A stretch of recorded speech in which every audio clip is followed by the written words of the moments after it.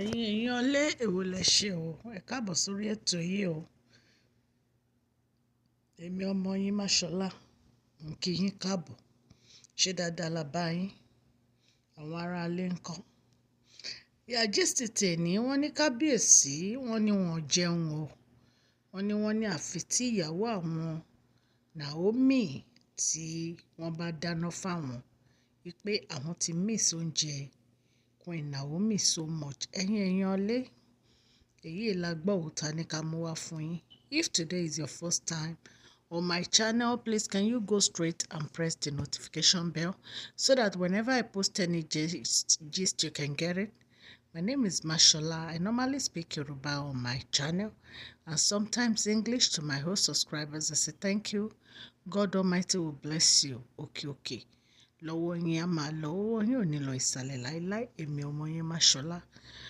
Wọ́n ní bàbá Kábíyèsí wà worried o nígbà tí àwọn cook tó lọ bá wọn wí pé Kábíyèsí ò jẹun, wípé àwọn ti lọ ní gbogbo ìgbà láti lọ bí Kábíyèsí, wípé ṣé wọ́n máa jẹun, wípé Kábíyèsí ò dá wọn lóhùn, pé wọ́n ní kó má so oúnjẹ kankan fáwọn.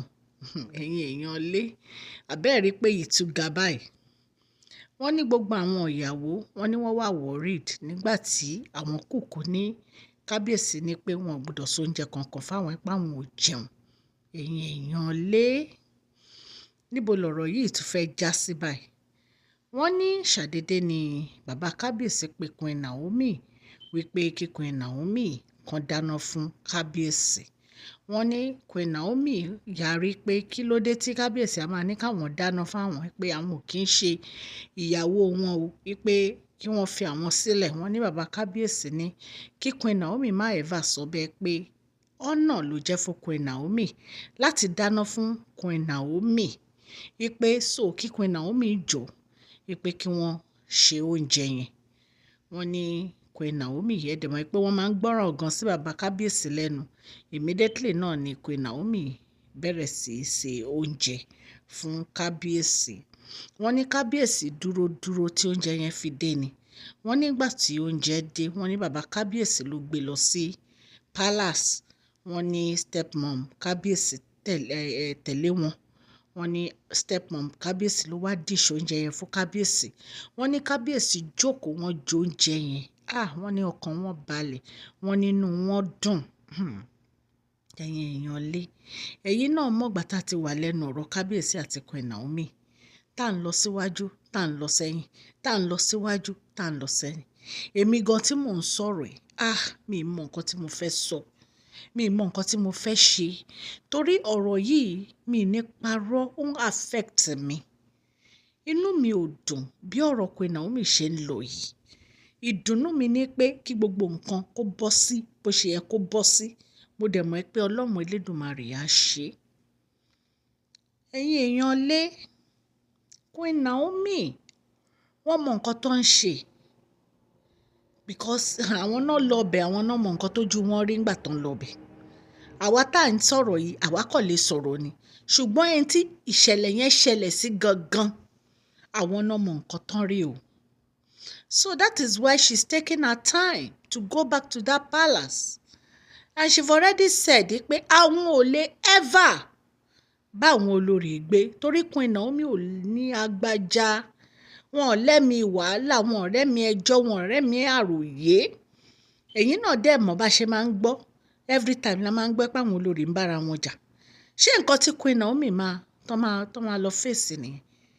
Mo ṣe gist kan láàárọ̀ pé ẹni tí ò bá nífẹ̀ẹ́ Queen Naomi ló máa ní kí Queen Naomi padà sí palace pẹ̀lú gbogbo àwọn olórí tán wà ńbẹ̀, àwọn tán jù wọn lọ. Queen Naomi is the only wife Kábíyèsí tó jẹ́ pé wọ́n kéré lọ́jọ́ orí, gbogbo wọn ló jù wọn lọ.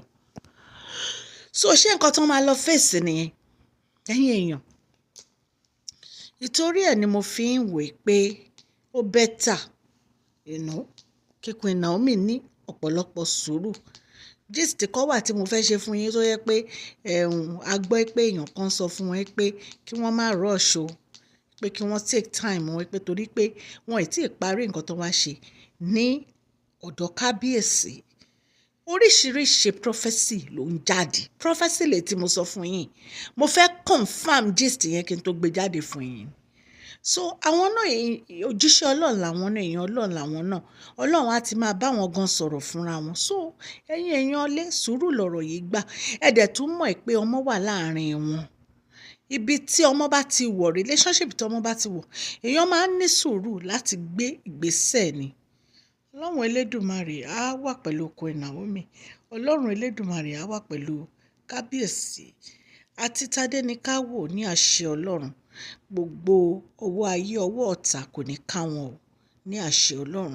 Ọ̀rọ̀ yìí ní agbára Ọlọ́run, Ọlọ́run á yanjú ẹ̀. Ẹ̀yin ará ilé tẹ̀ ń gbọ́ mi, etí tẹ́ fi ń gbọ́ mi ò ní di o. Ọwọ́ tẹ́ fi ń tẹ subscribe, like, ọwọ́ yẹn ò ní kan ìsàlẹ̀ àpò. Òkè òkè lọ́lá yín á máa lọ ní orúkọ Jésù. Mo dúpẹ́ lọ́wọ́ yín nítorí pé ẹ dúró tì mí, ẹ ń subscribe, ẹ ń share, ẹ ń like. I do appreciate you guys. God Almighty will bless you. Please share this video and like and subscribe. God bless you.